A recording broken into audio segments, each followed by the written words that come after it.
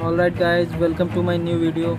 And now what we have FeviFlu 400।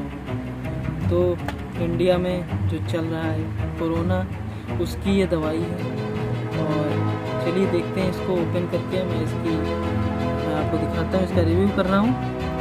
तो बात करें हम FeviFlu 400 की, तो इसमें आपको फेविपिरावीर टैबलेट्स 400 mg में देखने को मिल जाता है, जिसको कि मैन्युफैक्चर करते हैं ग्लेनमार्क फार्मास्यूटिकल्स वाली, एक नामी जानी कंपनी द्वारा मैन्युफैक्चर की जाती है। बात करें हम इसके MRP की, तो ये आपको 12 से 24 रुपये की MRP पे देखने को मिलेगी दोस्तों। ओपन करके मैं दिखाता हूँ आपको।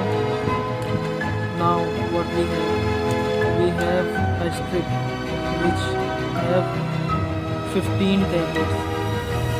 तो बात करें इसके कंपोजिशन की, तो इसमें 400 mg फेविपिरावीर देखने को मिलेगी। ये थी जानकारी दोस्तों इस टैबलेट की। I hope you like this video.